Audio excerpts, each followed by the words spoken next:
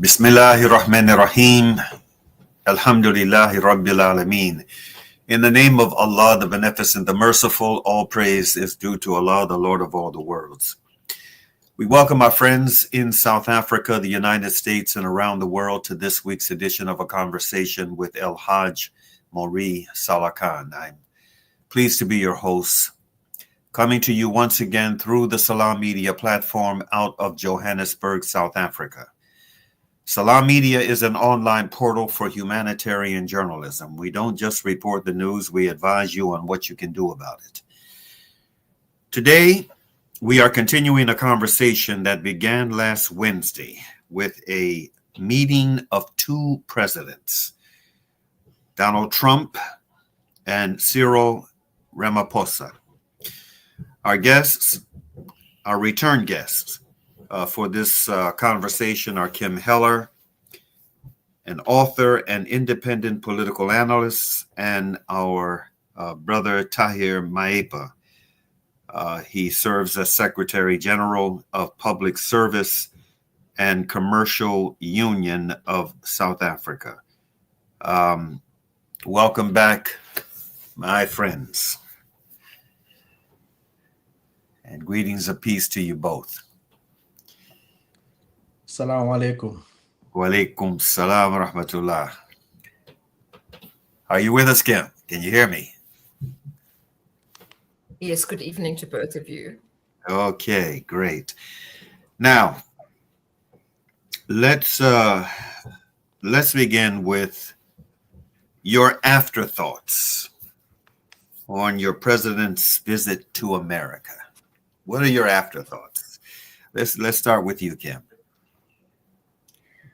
Thank you very much, and thank you for the other evening when we had such a fruitful discussion on what we thought was going to happen. And I think my afterthought is more an aftershock of what we saw from actually both presidents, who I think behaved badly in their own ways. First of all, Donald Trump showed his usual disregard for African leaders, and Cyril Ramaphosa is no exception. So he treated him as if he was one of his own subjects and inferiors. And yet Ramaphosa was extremely and even more disappointing in the fact that he was accompanied by a band of white men, most very unprogressive, and who almost spoke about the good old apartheid days. So I'm sure as the conversation unfolds, we'll go into the particularities of that discussion. But perhaps Donald Trump showed who he was, a white supremacist who values white life. And we had our very own Cyril Ramaphosa also putting whiteness well ahead of blackness. He had a choice of very good African representatives, but chose as I said, a band of white men to accompany him. And it was extremely disappointing, but not uncharacteristic. Thank you. Mm-hmm. Now, before we get Brother Tahir's reaction or response to that question, let me ask you this, Kim.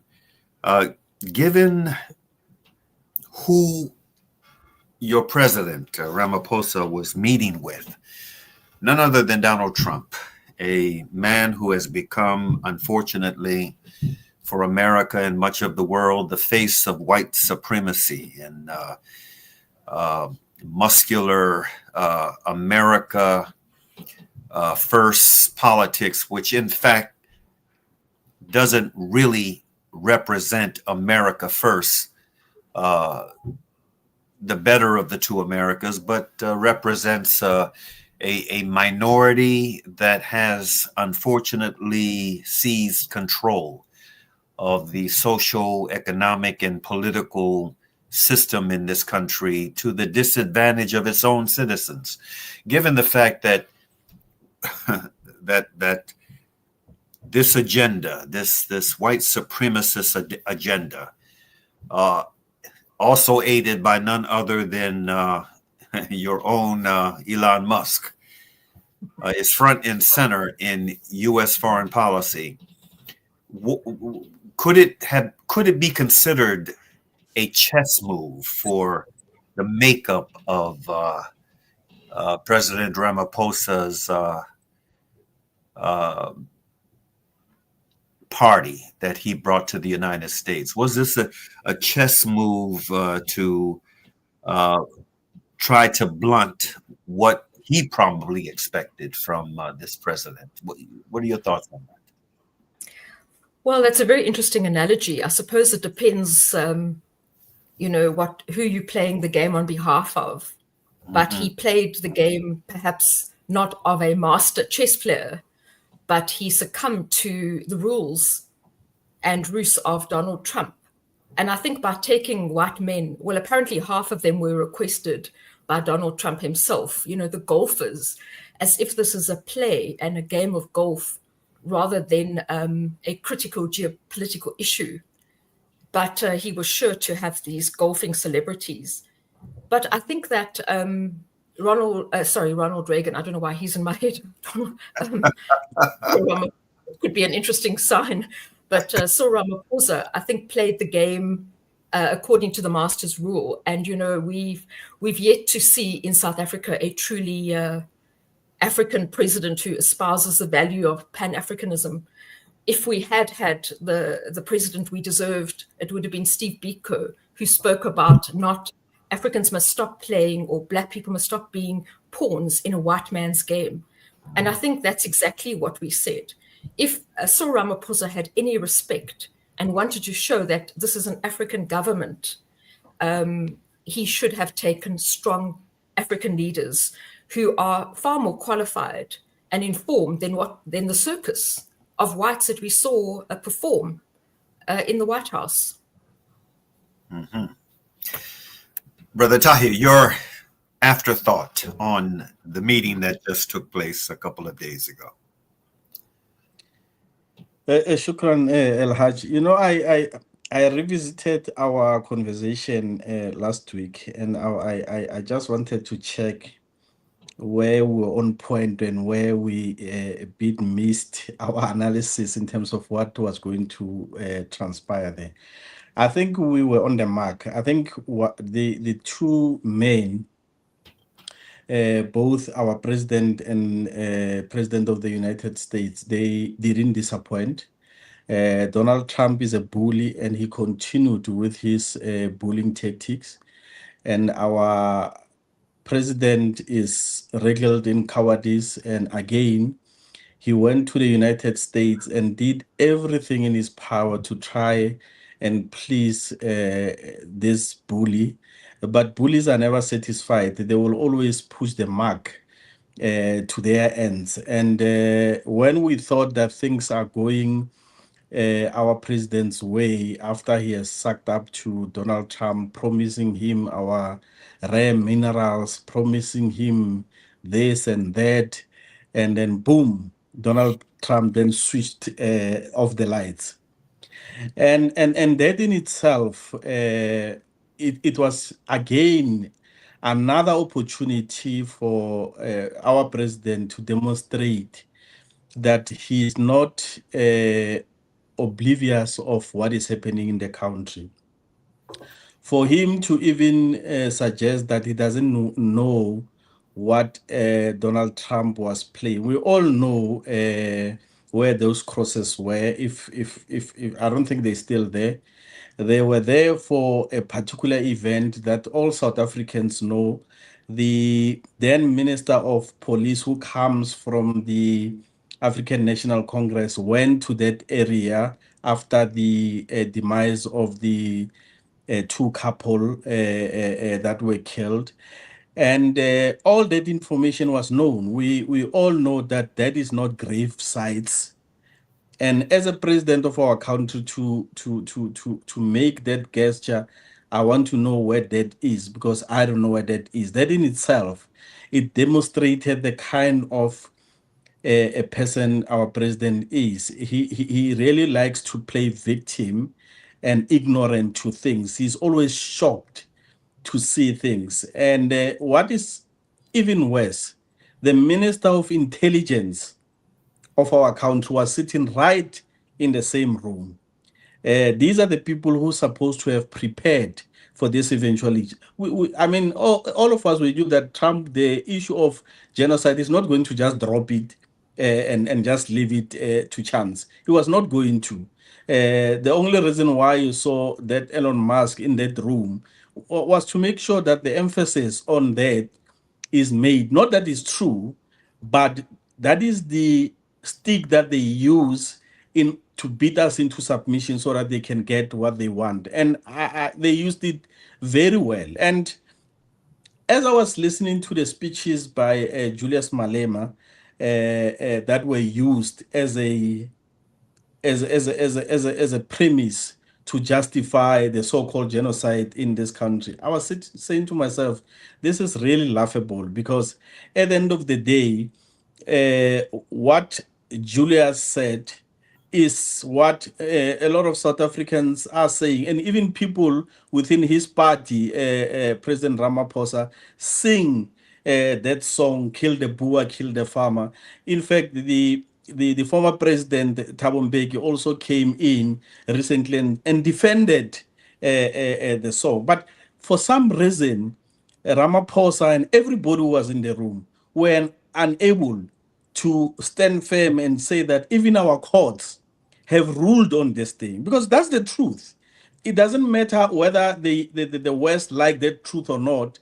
It is the truth that the Julius Malema was exonerated, and that song is going to be sung for many years to come. And progressive white people who love this country are going to sing that song because they understand what that song means, as we all do. So for them to be unable to do that, that was said.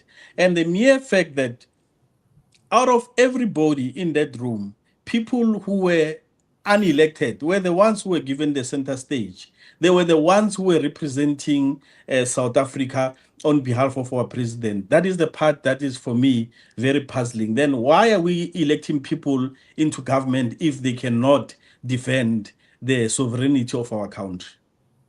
It's a very good question. And you know something, you raised a question that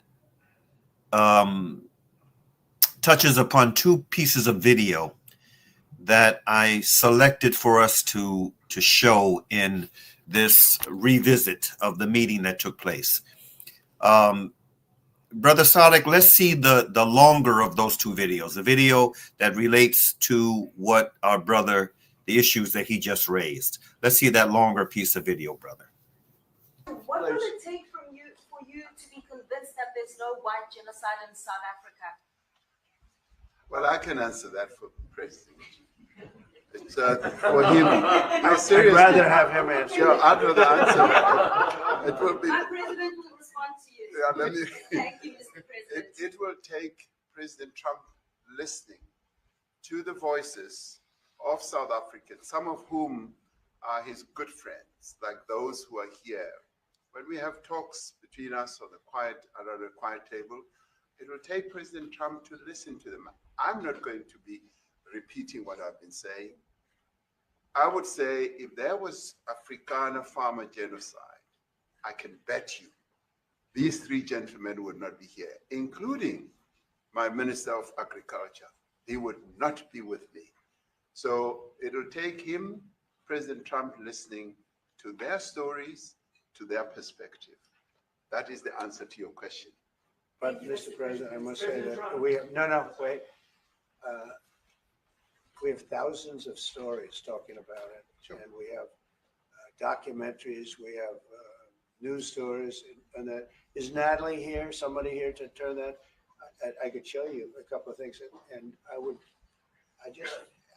it has to be responded to. Yeah, sure. Let me see the articles, please, if you would. And turn the lights down.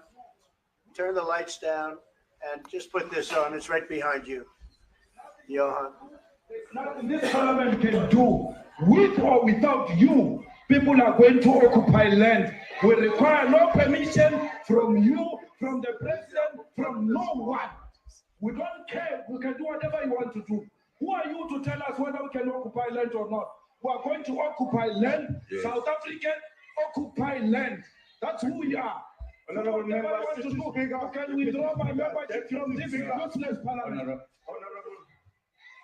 Yes, honorable member. Must never be scared to kill. A revolution demands that at some point there must be killing, because the killing is part of a revolutionary act. Shoot to kill. Yamasa. Kill the poor, the farmer. Kill the poor, the farmer. Pa, pa, pa, pa. To kill. Yamasa. Kill the poor, the farmer. Kill the poor, the farmer. The mayor of DA in PE is a white man. So these people, when you want to hit them hard, go after a white man. They feel a terrible pain because you have touched a white man. Not because Mashaba and Soli will not be touched. They will be touched, don't worry. But we are starting with this whiteness. We are cutting the throat of whiteness. It's like that. Shoot to kill. Yamasa. Kill the poor, the farmer. Kill the poor, the farmer. Pa, pa, pa. Shoot to kill. Yamasa. Kill the poor, the farmer. Kill the poor, the farmer. Pa, pa.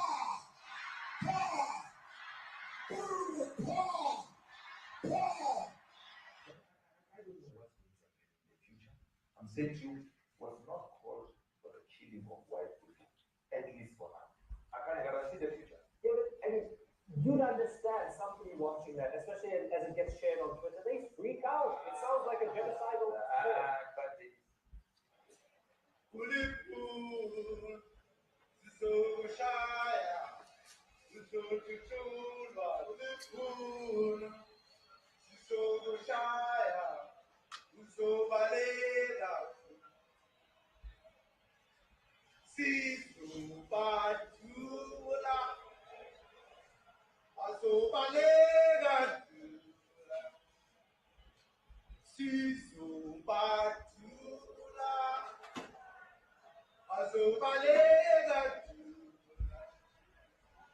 Who will expropriate land without compensation, whether they like it or not.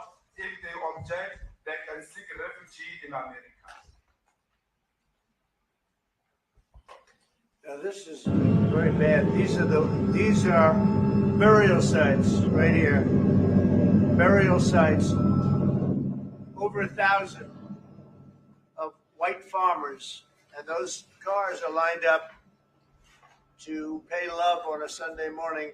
Each one of those white things you see is a cross, and there's approximately 1,000 of them. They're all white farmers, the family of white farmers.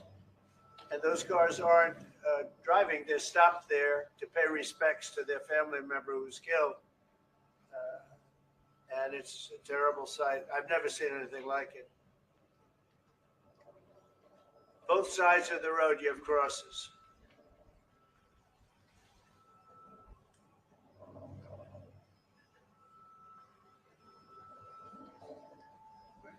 Those people were all killed. Have they told you where that is, Mr. President? No, I'd like to know where that is, because this I've never seen. I don't. Okay. I mean, it's in South Africa. It's in South Africa.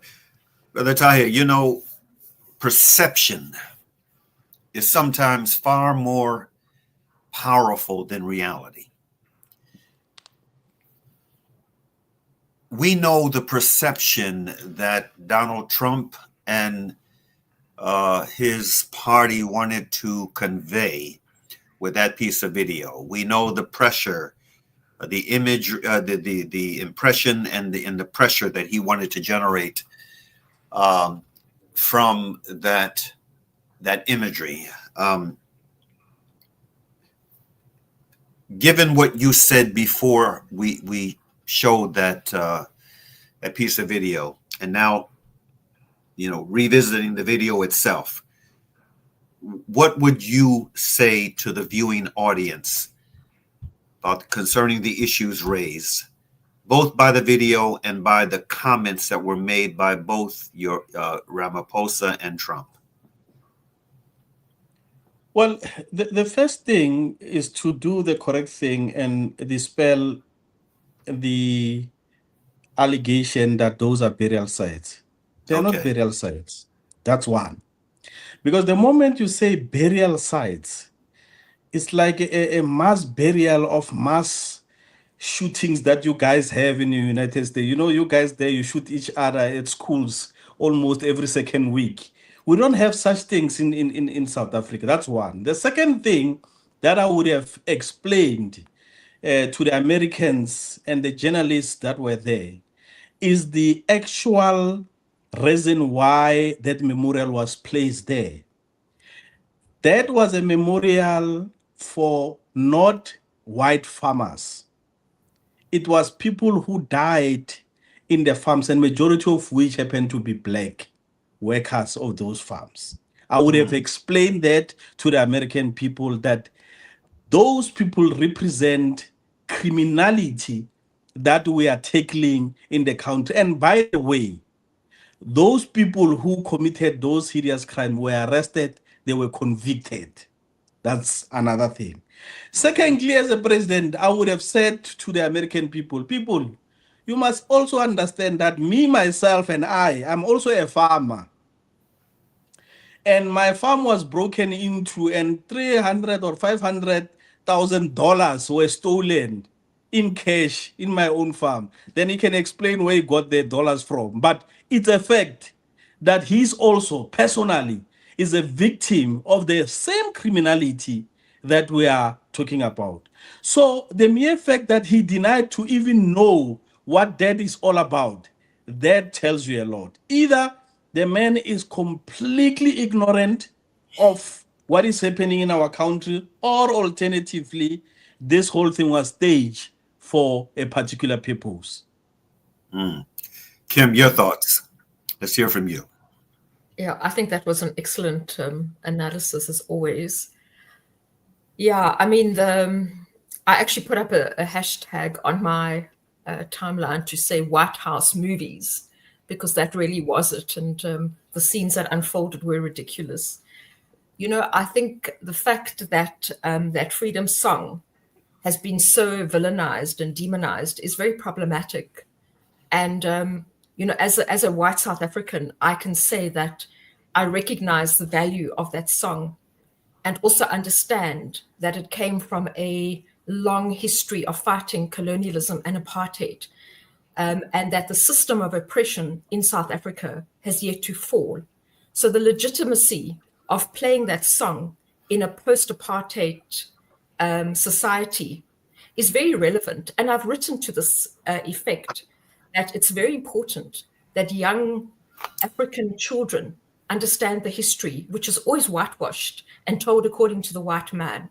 And that song is an expression of a plea for liberation that has been sidelined by this game of reconciliation that has seen people like Rupert, who was represented in the Oval House, taking advantage of the goodwill of Black South Africans and just continue the tender of apartheid and white supremacy and privilege in South Africa. So that song is legitimate. I've compared it to the noble Palestinian cry from the rivers to the seas. It's exactly the same. But because of white arrogance, we fail to understand the legitimate call for freedom by people who've been colonized. So it's exactly the same. And I mean, the audacity of that whole situation to treat Cyril Ramaphosa and his delegation in such a shocking way, when I compared that scene to when the I don't even know what to call him, the head of the apartheid Israel genocidal regime came in, we saw how he was treated by Donald Trump to a seat. He was looked after and he was treated as if he was a very important man, rather than somebody who's committing genocide in real time. So we have to look at the contrast of how he treated those two leaders. And to me, it speaks to racism that an African leader can be treated, and his delegation, as if they're small boys, but perhaps they are. Okay, let's take a break, commercial break, Brother Sadiq, and come back on the other side, inshallah. Discover the Africa of your dreams and surround yourself with her spectacular beauty. Relax beneath her serene sunsets and explore wildlife at its natural best. It's where the pride of Africa comes together. The Kwantu Private Game Reserve. Get to know the Big Five or cruise on an elephant safari game drive. Interact with lion and tiger cubs and enjoy world-class halal cuisine while we pamper you during your 5-star stay. Indulge in the true African experience. For reservations, call now on 042-203-1400 or visit kwantu.co.za. The Kwantu Private Game Reserve, the place of gathering.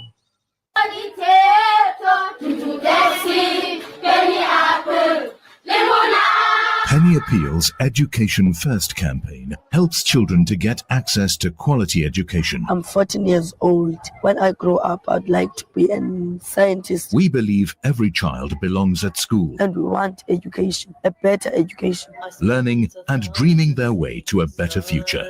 With your help, we can provide classrooms, desks, stationery packs, and school shoes. Help make these dreams a reality. Visit www.pennyappeal.org.za or call 031 1100 573. Penny Appeal. Small change, big difference.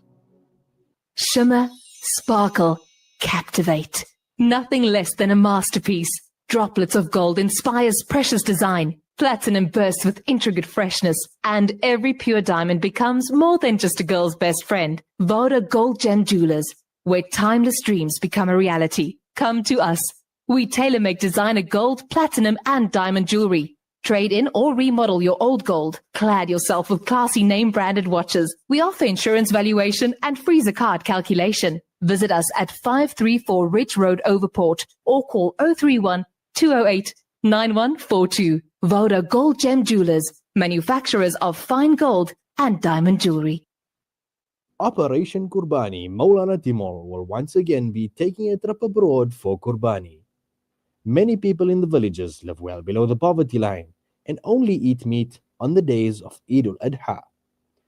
Support this cause at 2,100 Rand for 7 shares or 300 Rand per share. Contact Maulana Timur, Maulana Sajjad, Maulana Hamad or Maulana Abbad on 011 852 6324 or 072 299 9268 or 082 368 6866 or 072 697 0131 or 073 576 9786. All slaughtering will be supervised by a team of foreign and local ulama. Visit www.operationkurbani.org.za.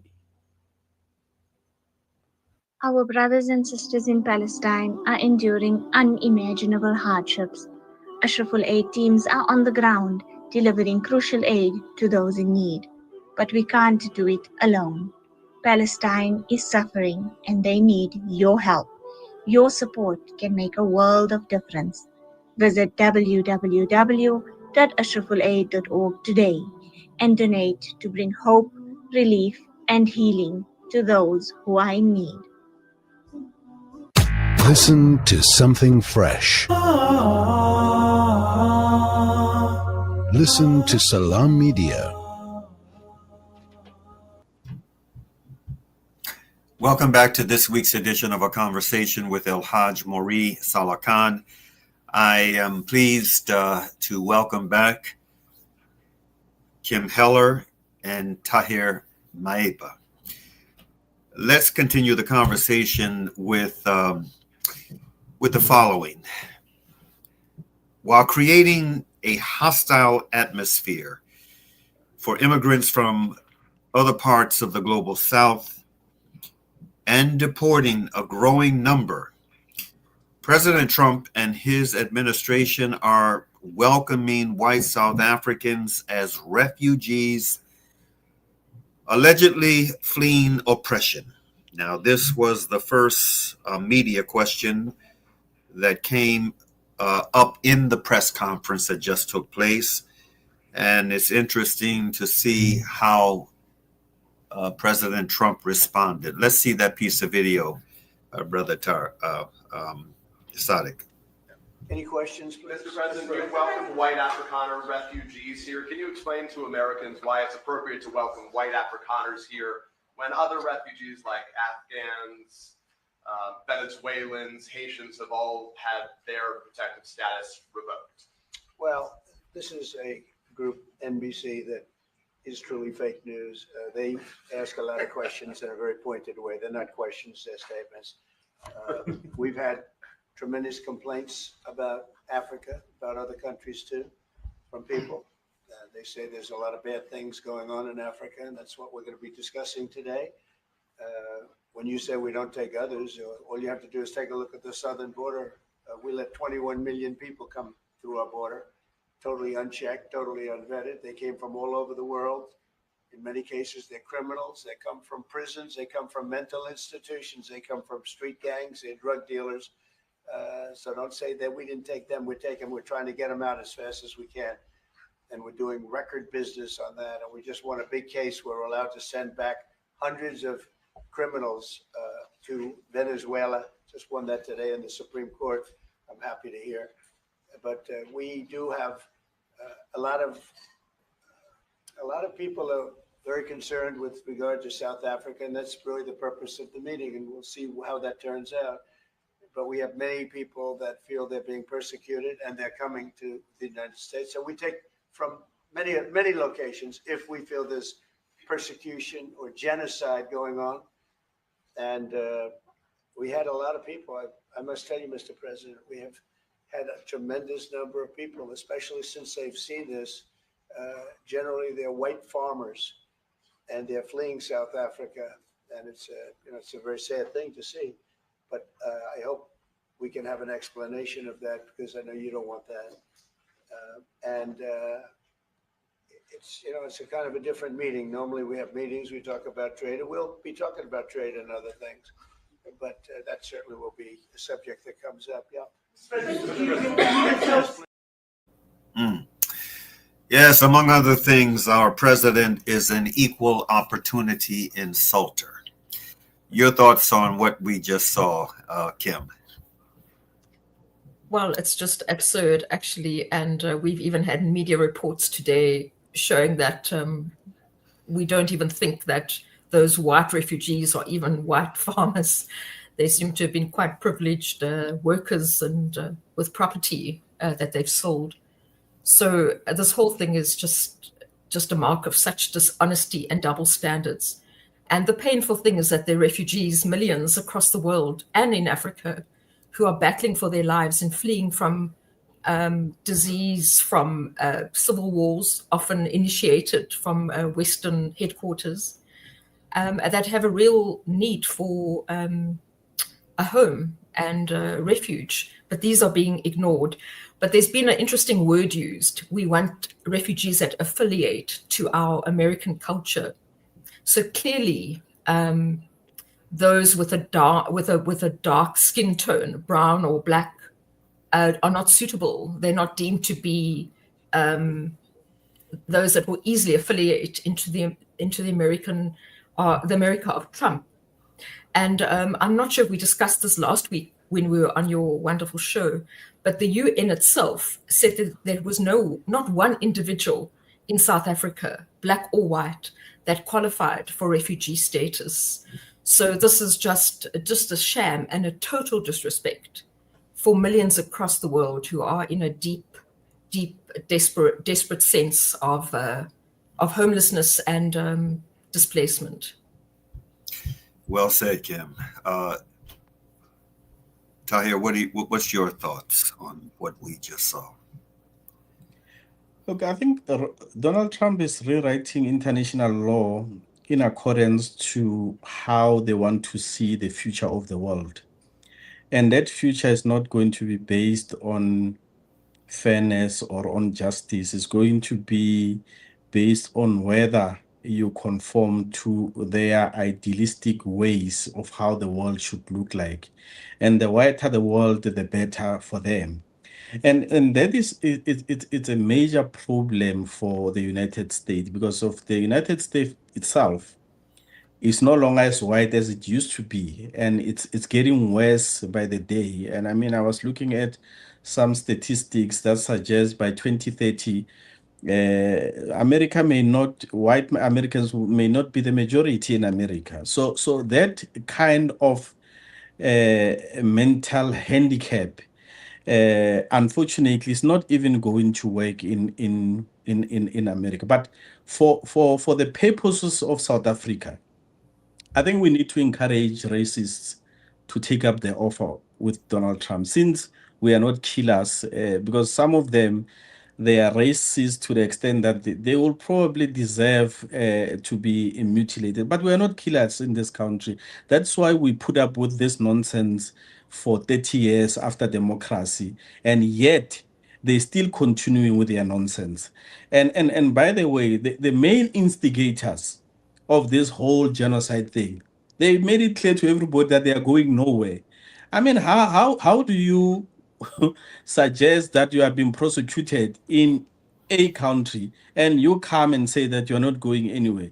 Because if you are not prosecuted, the majority of white people in this country are living large, and there is no way they're going to pack up and go. Even those that left in the early 90s, late 90s, went to Australia and all these countries in the West. Most of them are starting to come back to South Africa.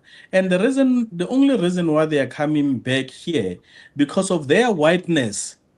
It doesn't matter in those countries. In those countries, they are seen as foreigners and they are treated as such. And the only place in the world that they are not treated like that is in this country. So for them to carry on with this kind of rhetoric is being so ungrateful. And unfortunately, we're going to reach a time where our level of tolerance will come to an end. And it is going to be a sad day, because they would have destroyed the very foundation of what Nelson Mandela wanted of unity. But unity must also come at a price. It must come with repairing the damage that they have caused.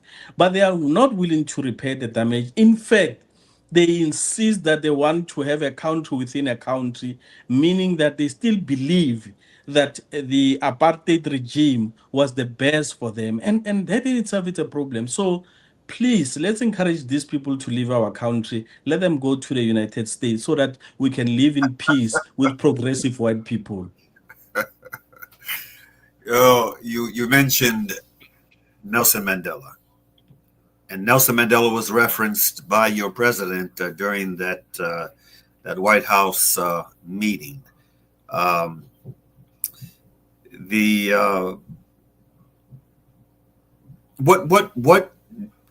do the two of you think? First of all, let me rephrase that.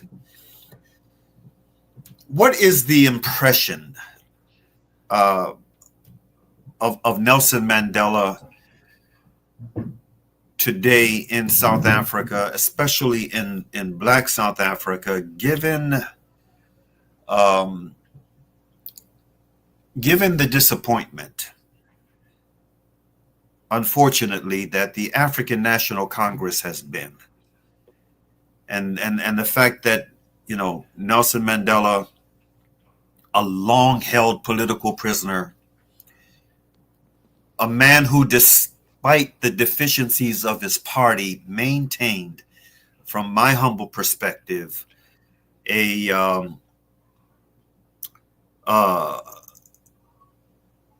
image of dignity and self-respect against the backdrop of very disappointing concessions that were made that, in the opinion of many of us, maintained a kind of de facto apartheid system in the country. Well, what are your thoughts, and what is the general thought of the perception of Nelson Mandela these days and his legacy? Either one of you can weigh in on that. Okay, maybe I should start. Look, firstly, I must say that our president misrepresented the facts about Nelson Mandela. This nonsense that Nelson Mandela taught us to call people to the table and talk. Man, that's a hogwash. Nelson Mandela came to the United States before he even became the president. And he told the Americans, you are not going to tell me who my friends should be. That's right. He told them in their own backyard. Yes, not he did. This nonsense that we witnessed in the Oval Office. That's one. Secondly, Nelson Mandela had an era. And that era, it was for a particular purpose. And that is why he only was in office for 1 year. And maybe whichever way we want to analyze what had transpired, you must remember the negotiations that led to some of the sellout agreements that were signed during CODESA and so forth. You can't apportion that to one person. And the chief negotiator of those agreements is the very same man that is the president of the country today. Now, Nelson Mandela had an era. And in one of his last speeches, he said to us, it's now in your hands. He gave the baton to the next generation to take this thing forward. Now, the question is, what happened to that baton? And this is where the problem is. You cannot say that it is because of what happened in that 5 years of Nelson Mandela that we are suffering today. We had an opportunity to do what is correct because of the ground was fertile for us to be able to redress vigorously without fear or favor. However, unfortunately, most of our leaders were captured by white monopoly capital. They were captured by those with means of production, and they threw the crumbs that fell from their table. And these guys, instead of looking at the bigger picture, they started fighting for those crumbs and forgetting what Nelson Mandela said to them. And that time, I believe, South Africa now is ripe to make sure that we implement the second phase of what Nelson Mandela wanted us to implement. And that time is now. We cannot wait any further. So the young people of our country are not buying into this rhetorics anymore. They are saying we want change and we want it now. And how are we going to change? We want our sovereignty. We want our land. We want our minerals. We want everything that belongs to us so that we can flourish and move forward as a nation. Mm-hmm. Kim, your thoughts on that point? Yeah, that was a very strong rally call, which I hope is taken up by all young South Africans who are true patriots. Actually, to hear was superb in his analysis. You know, I think as we whitewash everything, we whitewash the legacy of Nelson Mandela because we give a pride of place to his speeches on reconciliation. But Nelson Mandela, in many ways, was very anti-white supremacy. And if we listen to his Rivonia trial speech and others, he speaks about white supremacy being the enemy. He speaks about how he's disregarded as a father, as a man. And unfortunately, the world hasn't shared those very profound speeches. So I tend to take a benevolent view of him.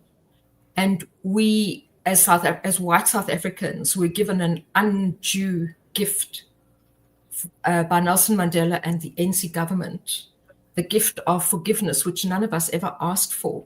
And yet we've taken that gift and turned it into an attack on the very same Black South Africans that have been so charitable with us and so forgiving of our great sins. So yeah, the next generation really has to do something different.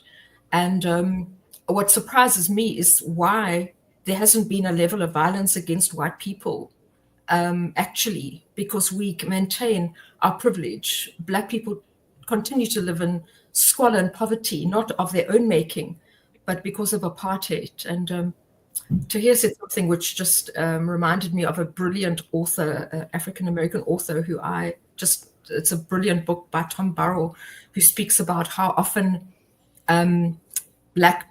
white supremacy in the game of white supremacy, it is Black people who take the baton of white supremacy and finish off the race, literally and figuratively. And what we see now is people like Cyril Ramaphosa and the sold-out ANC leaders who have taken over that baton. They're pretending to be on the team of Blackness, but they're literally finishing off the race on behalf of white South Africans. It's abhorrent. And I challenge anyone to come to South Africa and see what the real dynamics are in this country and where poverty resides. And poverty has a color, and it's not white. Violence and yeah, this whole white genocide thing is a total scam, and it's absolutely beyond shocking. Just before we go to our final break, I want to say something about when Nelson Mandela visited the United States. You made reference to it, Brother Tahir, when he came to the U.S. before he became president, after he was released after those 26, 27 years of political imprisonment. I was so proud. I was so proud of the way that he handled himself during a Nightline special. Now, for those of you, especially young folk out there who were very young, or not yet born when Nelson Mandela was released from prison and came to the U.S., Ted Koppel, the late Ted Koppel, he had a very well-known and respected program called Nightline. It was a late night broadcast that was viewed by millions of people throughout the U.S. and probably abroad. When Nelson Mandela was his guest for a special Nightline conversation, the arena that they had, the space they had, I don't know if it was where exactly the space was. I think it was a university auditorium, if I'm not mistaken, but it was full. It was packed, and it was the audience, of course, was very diverse, and Nelson Mandela received challenges. He received challenges from some prominent organizational folk, white organizational folk who were in the audience, who wanted to question and challenge him on certain positions that he took and certain relationships that he had with Yasser Arafat, with Muammar Gaddafi, etc. And I must tell you, the response that Mandela gave was just, I think if I remember correctly, he received it might have been a standing ovation. He received a thunderous ovation when he made the statement that he made, that no one is going to choose, my friend, our friends. And for those of you who would like to see and be inspired by the example of a Black leader, an African leader who was willing to stand up and say what need to be said, you just go to YouTube or Google and just pull up the Nightline broadcast with Nelson Mandela. You're going to be very impressed and inspired by the example that he set. Now, with that said, let's go to our final break, and then we will invite some final comments from our two guests on the other side. Shimmer, sparkle, captivate. Nothing less than a masterpiece. Droplets of gold inspires precious design. Platinum bursts with intricate freshness, and every pure diamond becomes more than just a girl's best friend. Voda Gold Gem Jewelers, where timeless dreams become a reality. Come to us. We tailor-make designer gold, platinum, and diamond jewelry. Trade in or remodel your old gold. Clad yourself with classy name-branded watches. We offer insurance valuation and freezer card calculation. Visit us at 534 Ridge Road, Overport, or call 031 208 9142. Voda Gold Gem Jewelers, manufacturers of fine gold and diamond jewelry. World-class financial services only at Sapphire Global, your financial partner. If you are looking for Islamic, Sharia, and ethical financial products, look no further. Sapphire Global offers a wide range of financial service offerings from short-term to life and investments. A full-service center with all financial requirements under one brand. Our highly skilled and experienced consultants are ready to help protect your financial future. Contact us on 041 001 0184 or visit our website on www.sapphireglobalfs.com. Sapphire Global is an authorized financial services provider. When you give water, you're reaching out to drought-affected areas, bringing them to life. Fresh water to drink, to clean, and to grow. That's the power of water. Donate now to Islamic Relief. Hey Gulam. Yeah? Did I return your lawnmower last month? No, bhai, you didn't. Oh no. Now what'll I do? I wanted to borrow it again, man. With Rendry Jewelers, you won't have to borrow or lend because the prices are so well trimmed on all gold and diamond jewelry. Alternatively, we could remake your old jewelry into a brilliant new design. Visit Rendry Jewelers at 151 Stevens Lamini Road, Musgrave, Durban. Rendry Jewelers, the family name you can trust. Valley's Motor Spares. We supply motor spares and accessories for all makes and models of motor cars, LDVs, buckies, trucks, and earth-moving equipment. We deliver on time, every time. Please contact us via WhatsApp on 014-592-0925 or call 014-592-0925 or visit 28 Zenderling Street, Rustenburg. Remember the name, Valley's Motor Spares. It's a new beginning. It's a new era. Salam Media, humanitarian journalism. Welcome back. We are in the final minutes of what has been a thought-provoking conversation. I want to really thank my two guests for being who they are and for joining us today. A final question for me on two contrasting personalities. I'd like to get both of your opinions on these two individuals. What's your opinion on Elon Musk and Ibrahim Traore? Let's begin with you, my brother. Let's begin with you. What are your thoughts on these two individuals? I think it will be an injustice to mention two gentlemen in one sentence. Really, it's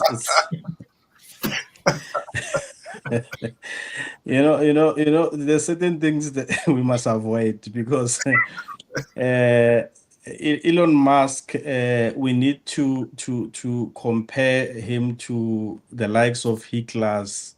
That lot. Look, Ibrahim Traore to me personally represents the awakening, the real renaissance that is happening across Africa. Young people across Africa, Africa is becoming one big village now. And it's not like in the past where whatever that happens in Nigeria is none of my business.